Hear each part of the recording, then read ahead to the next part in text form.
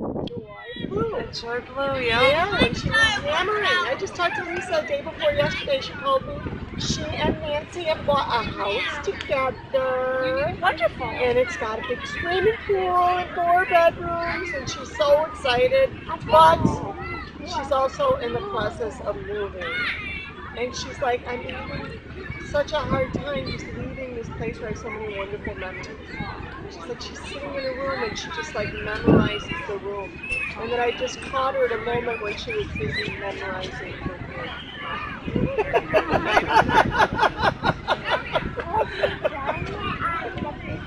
Was she drawing it on a piece of paper? Don't let it. She was drawing it in her mind. Drawing it in her mind. Oh, I suppose that's really kind of a bizarre way to say it's a segue to the poem that I have here, because I was trying to look for things that were older, and I found some about childhood memories.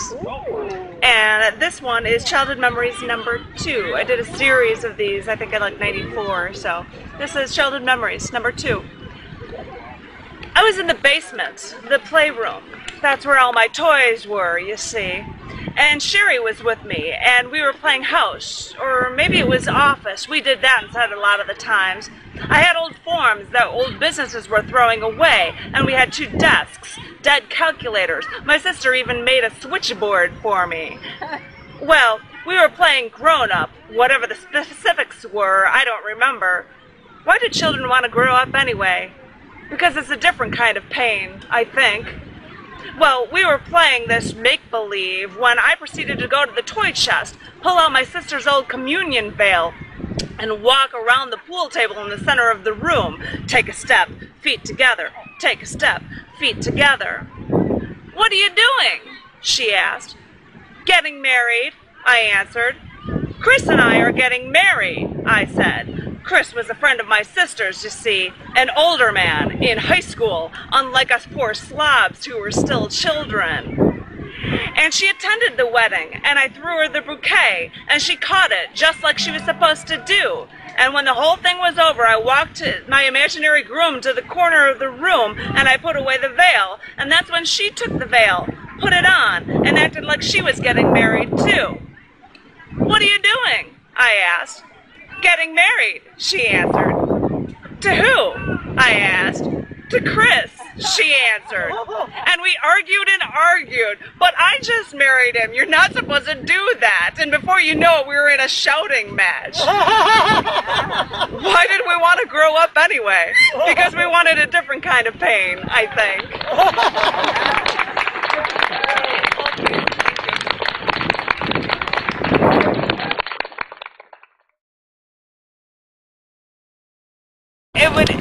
Could I do a short 4th one, because I wrote this in 1990. I know it by heart. It's a fun one, but it's called The Burning. I take the final swig of vodka, feel it burn its way down my throat, hiss at it scorching my tongue, and reach for the bottle to pour myself another. I think of how my tonsils scream every time I let the alcohol rape me. And then I look down at my hands, shaking, holding that glass of poison, and think about these were the hands that should have pushed you away from me, but didn't. And I keep wondering why I took your hell, took your poison. You burned your way through me, you corrupted me from the inside out, and I kept coming back. I let you burn a hole right through me. I hated it. And now I have to rid myself of you, and my escape is flowing between the ice cubes and the glass nestled in my palm. But I have to drink more. The burning doesn't last as long as you do.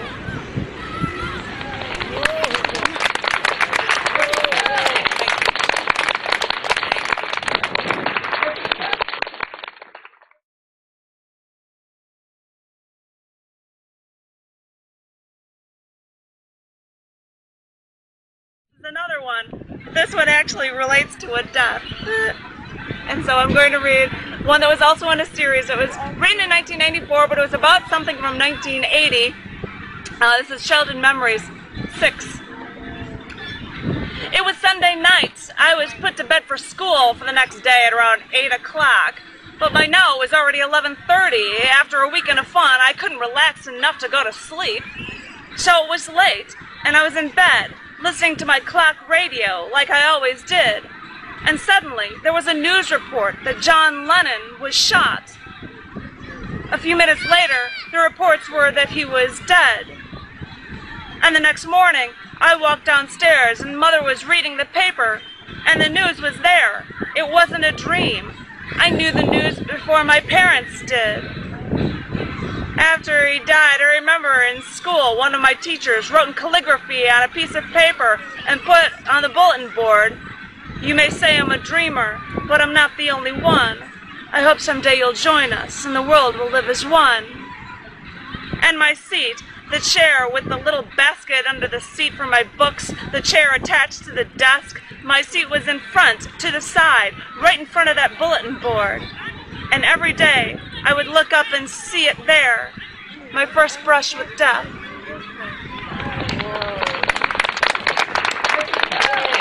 All right. Oh, John Lennon. Sorry. Yeah, and I was like, I couldn't go to sleep, and the stupid little clock radio thing next to my bed, trying to be really quiet, and I'm hearing it, and I was 10.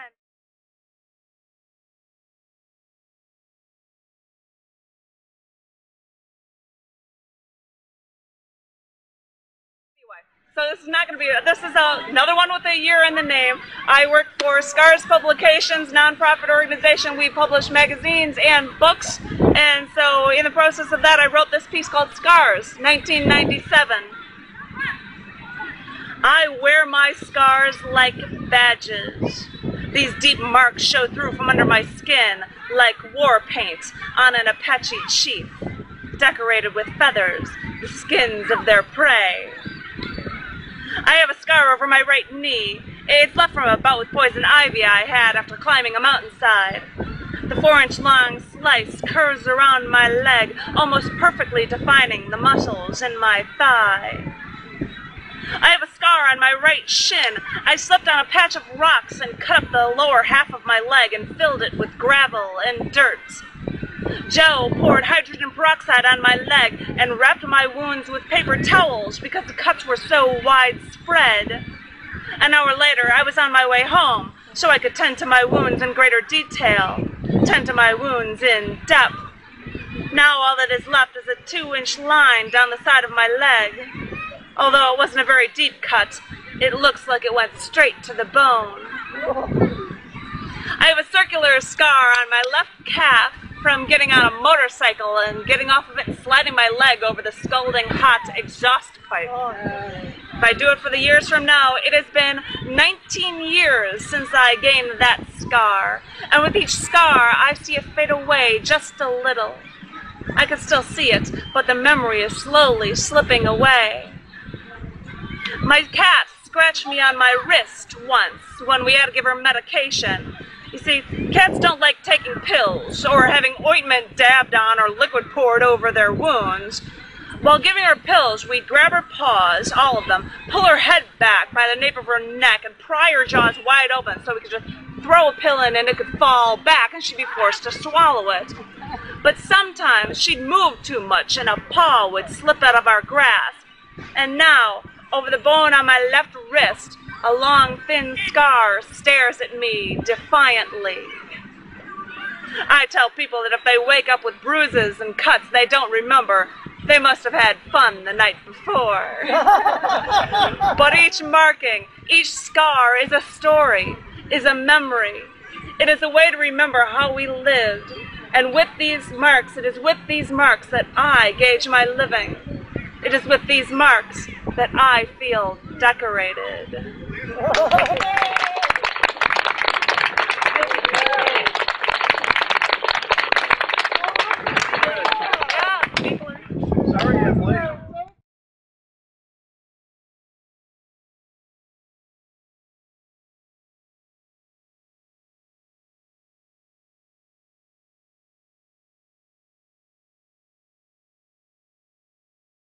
try to look for ones that have references to years in the titles, just because we got the 18 years, the 1990, so I was looking for that. These first two that are on my list, I'm sorry, they're about death. I did a series of poems, January 22nd, 1994. I went to a seminar where people got into groups and talked about the first death that they ever experienced, or a death of a family member, and it was just, I was just asked to sit in, and I sat in and I listened to all of these stories, and I was just stunned by all these stories, and so I wrote a series of them, and this is one of them. Conversations, A Day of Grieving, January 22nd, 1994. This is number 1.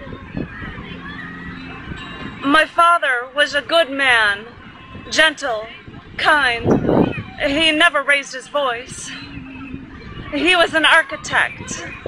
Well, one day I went with him on career day. He put me in front of a drafting table with paper and crayons. I drew all day. I thought he had the best job in the world. He could sit and draw all day. He had everything. And he never raised his voice. He died when I was 15 after a heart attack. I took classes later in architecture. I wanted to understand his love, his passion. I wanted everything. He smoked and ate poorly when he was younger. I guess it caught up with him. He was going through a divorce when, and Mom wanted it. She never even went to his funeral. They say it was a heart attack. I say it was a broken heart. I wish I could have said goodbye.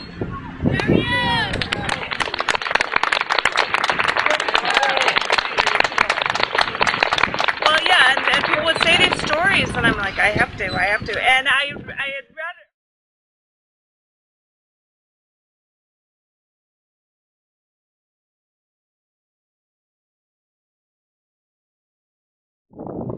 This is Conversations, A Day of Grieving. 12294. This is number 2. The first death I remember was a friend of the family. I was 5 and I always played with her daughter. Our families used to go on picnics together. We were never apart. Then one day they told me the mother was murdered. No one ever talked about it. To this day I still don't even know why she was killed, or who did it. But after that day, everything changed. We never spoke of her, like she never existed. We never spoke of our fear, of our pain, and we didn't go on picnics anymore.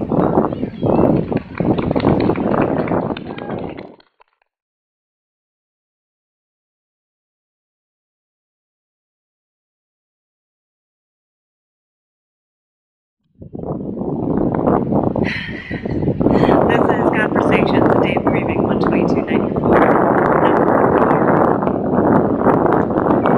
I was 10 when my grandfather died. We visited him the last week, that week before, and his last words to me were, "You're the most beautiful girl in the world." I went to the funeral, his eyes closed, dressed in a suit, hands folded. He never wore a suit. And everyone, brothers, sisters, uncles, cousins, talked about past weddings, other times together. I wanted to tell them to pay him some respect. Don't laugh. Don't be happy. He's in that coffin, up there. He's in the front of the room. He's dead. We're going to bury him tomorrow. This is how things were. And I was only 10.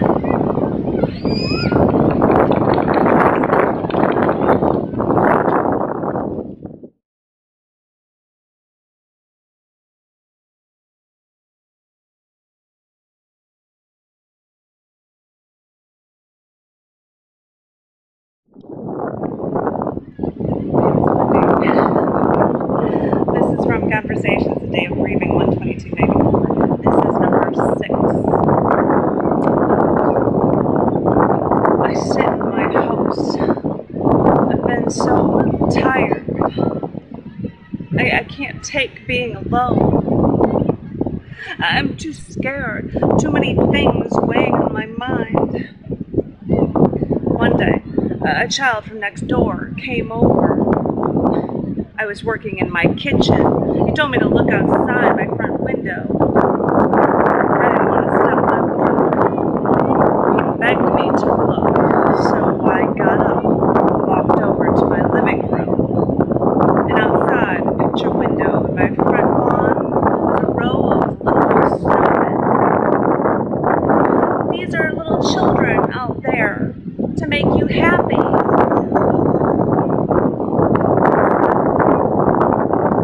And they did.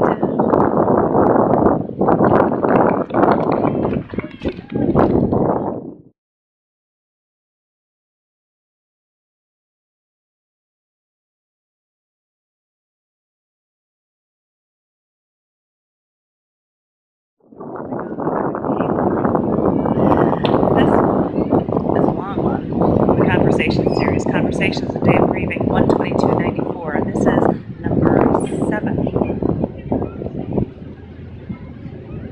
There has been a lot of death in my family. My brother died when he was 3. I was 7. His appendix exploded. They operated, and then they realized a sponge was missing. It was inside of him. They gave him some extra penicillin, opened him up again. There was an infection. They removed the sponge, closed him up, gave him more penicillin, but they didn't realize he was allergic. He died within 2 weeks. My other brother overdosed on drugs when he was 27. I was 26. Then a year ago, my son died. He was hit by a car. He was 13. At my grandmother's funerals, everyone ended up going to a restaurant getting drunk for hours. I didn't want that for my son. I made sandwiches and coffee at my house. In the church, it was standing room only. Everyone from the 7th and 8th grades were there. Everyone from every fire department my husband ever worked for went there. There was even a fire truck for a bed of lemons. There were lines at the door to the church. There wasn't any drinking. And people flooded me at my house. All in all, it was a very nice funeral.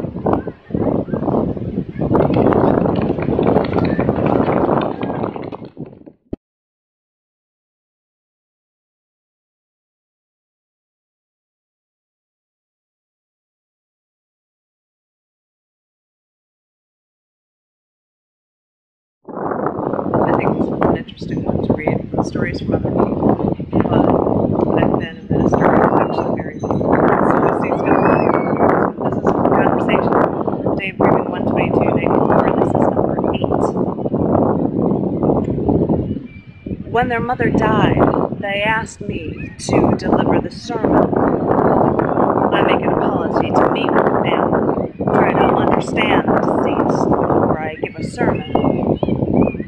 They met with me, told me how she made ceramic nativity scenes for all of her grandchildren. I asked if a grandson could bring a set to me. I kept them in my office for 2 days. When I first picked them up, I looked at them. I noticed there were no brush strokes. Then I looked more closely and saw fingerprints. At the service, I placed the figurines on pillars, each with one candle, and said her prints are on these figures, and her mark has been made on all of us. 2 weeks later, they gave me a Madonna with her prints on it. It's a work of art.